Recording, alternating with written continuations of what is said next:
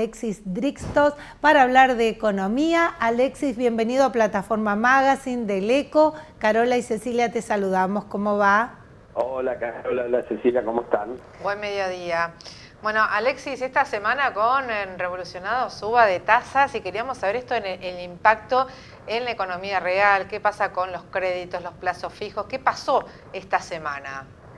Bueno, te cuento, básicamente lo que viene sucediendo es que los bancos están teniendo bastante más liquidez en su momento porque se desprendieron de algunos instrumentos de deuda y este dinero que estaba revoloteando y que de alguna manera era un riesgo para que subiera el dólar, para que se generara todo el circuito clásico de subida del dólar y luego de precios, generó que el gobierno tomara medidas muy fuertes y drásticas buscando captar esos fondos como debe, y una de las medidas obviamente ha sido la suba de tasas tan grande que se ha observado en el mercado. Esto para la gente común lo puede verificar en dos lugares. Una, en las tasas de plazo fijo, que han ido subiendo mucho. Inclusive ayer estaba viendo un dato de un banco de primera línea que estaba pagando el 55% en plazo fijo. Anual, recordemos que es anual porque la gente por ahí se marea.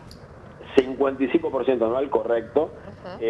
Y esto es un impacto muy grande después del otro lado del mostrador, porque los bancos reciben dinero y pagan eso, pero después cuando tenés un crédito tienen que ganar más, y ahí es donde empiezan a subir las tasas de créditos, las tasas de financiación de tarjeta de crédito, que ya de por sí son muy elevadas, y las tasas, por ejemplo, de descubierto o de descuento de cheque que utilizan las empresas y comercios para poder funcionar. Claro, ahí está el punto, Alexis, más importante, porque la gente dice, bueno, si el que tiene dinero va y lo pone en el banco, bueno, bienvenido. O sea, es como que a veces miramos lo chiquito, lo segmentado, pero esto va mucho más allá. Mucha gente que no llega a pagar la tarjeta de crédito y empieza a financiar, que siempre decimos, tratar en lo posible de pagar no el mínimo, de pagar todo lo que se consume, ahí es donde se ve más terriblemente el aumento de las tasas, ¿verdad? Claro, vos fíjate que se dan dos factores que confluyen.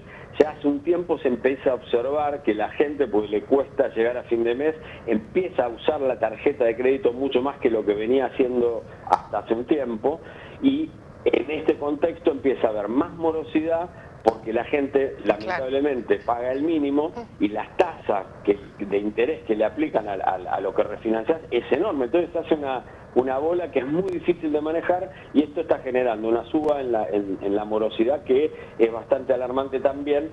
Por eso la gente, digamos, como bien vos decís, la gente por ahí dice, bueno, yo si me sobran 100.000 pesos, el plazo fijo me viene bien, pero después a la vuelta del camino, cuando necesitas financiarte con una tarjeta, o inclusive los propios comerciantes empiezan a ver que la gente le empieza a faltar dinero porque no puede salir a comprar, porque tiene la tarjeta explotada, y antes la tarjeta era un instrumento con lo cual mantenía las compras en su comercio. Se hace toda una espiral, y básicamente lo que sucede en una economía cuando persiste una situación de tasas tan altas, se resiente el nivel de actividad. Eso es algo que ya se empieza a ver. Alexis, ¿y esto por cuánto tiempo crees que se va a sostener? Yo creo que es difícil de prever. El gobierno, lógicamente, el planteo del gobierno es, como sea, tengo que mantener hasta llegar a las elecciones el dólar lo más quieto posible y tratar de que no pase lo que haya de devaluación en este lapso de tiempo, que hubo en julio una corrección, a precios lo menos posible. Ahora, la realidad es que el trasfondo de la situación económica es que hay desequilibrios muy serios, que la alquimia de estas medidas tarde o temprano no van a funcionar, porque hay desequilibrios notorios en donde todo este esquema se está sosteniendo con un endeudamiento fenomenal en muy corto plazo.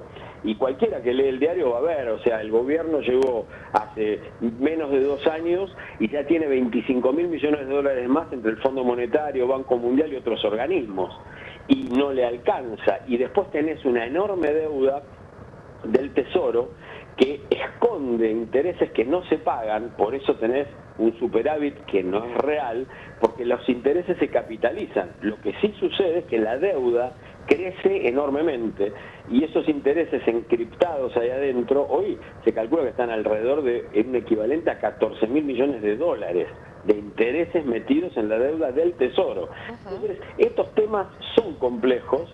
Es complejo el atraso cambiario que la Argentina todavía observa, corrigió un poco, y me parece que pueden aguantar, pero me parece que es necesario trabajar sobre las cuestiones centrales para que se corrijan. Si no es como un resorte que tensionás, tarde o temprano termina saliendo, le pasó a Macri con un planteo bastante parecido a este, y corremos el riesgo de que se repita la historia. Alexis, ahora, dada la coyuntura y la historia argentina, que sabemos que si se dispara el dólar, rápidamente impacta en los precios y da un gran desbarajuste. Esta decisión que tomó el gobierno entre cuestiones malas, ¿esta era la menos mala o había otra salida?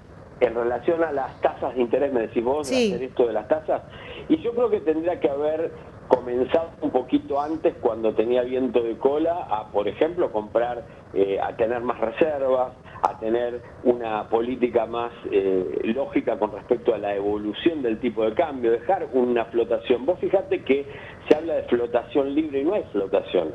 El gobierno ha intervenido de todos los modos posibles para contener el dólar, y estos desequilibrios se ven en muchos factores, ¿no? Se ve en cómo crecen las importaciones enormemente, el gasto de los argentinos en claro, el exterior. Pero la pregunta, Alexis, es, si lo dejaban que flotara libremente, como fue el argumento dado, ¿no hubiera sido peor que dispararan los precios rápidamente, como sabemos que históricamente pasa en nuestro país? Y tenés que ver, para mí tendría que haber sido un proceso más gradual, no de golpe, y no llegar a esa tensión que hablamos del resorte. Porque claro, si vos contenés mucho, la distancia entre la cotización del dólar y la que debería tener es muy grande. Si lo soltás, como bien vos decís, corres el riesgo de que se te desmadre. Tenés que tener un proceso más gradual de ir acomodando, por lo menos tratar de mantener que el dólar más o menos evolucionara con la caída de la inflación que se percibía, y hubiera sido mucho más armónico. Ahora creo que estamos en un proceso que, aparte, ¿cuál es el costo de haber mantenido esto? Esto es importante tenerlo en cuenta. Claro. La cantidad de dólares de deuda. Porque si vos no tenías la posibilidad de tener dólares y de endeudarte, no tenés manera de sostener el tipo de cambio. Y entonces eso es un costo muy grande, porque para volver de vuelta a que no hay dólares suficientes y encima el dólar tiene un precio bajo, tenés el mismo problema pero con más deuda. Ese es el asunto. Alexis, ¿qué pasa con el consumo, con la inversión? ¿Crees que va a haber una retracción?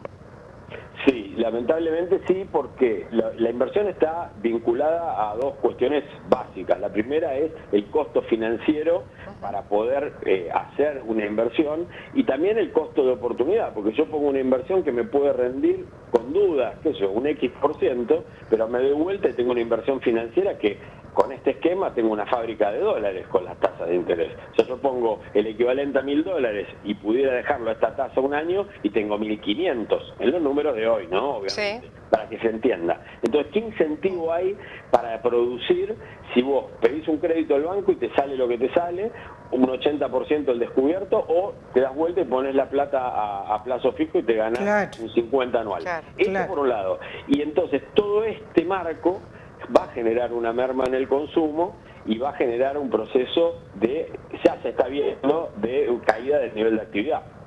Y Alexis, ¿y qué pasa con los resultados de las elecciones? ¿Esto cómo puede impactar en lo económico? Mira, si el gobierno le va muy bien, va a seguir realizando su política, buena o mala, y con las incógnitas que te planteé. Sí. Siguen del mismo modo, vamos a enfrentar. Estos temas, gane o pierda, no van a modificarse. Los datos básicos de la estructura económica no van a cambiar por más que tenga un clima positivo, porque sí, ganó. Y si pierde, yo entiendo que lo que va a suceder es que va a tener más resistencias a ciertas cosas y va a tener que empezar a negociar desde otro lugar, con un poco más de, digamos, de equilibrio de fuerza, pero no creo que va a ser muy pareja la elección, no creo que haya una gran modificación. Pienso que la Libertad Avanza va a avanzar sobre todo sobre los espacios que son hoy afines, pero que ya los tiñó de violeta. Digo, va a caer la gente que era de Juntos por el Cambio, que apoya al gobierno, y seguramente las va a ganar bancas, La Libertad Avanza. Ahora, el resultado final no va a alterar la realidad económica, me parece. Estamos en una situación que tiene una base estructural compleja. Alexis, gracias por ayudarnos a pensar, darnos tu mirada, que siempre es muy, muy interesante. Que tengas una linda jornada. Muchas gracias, un abrazo. Hasta luego. Alexis Drixtos, bueno, habló con nosotros aquí, tema de economía.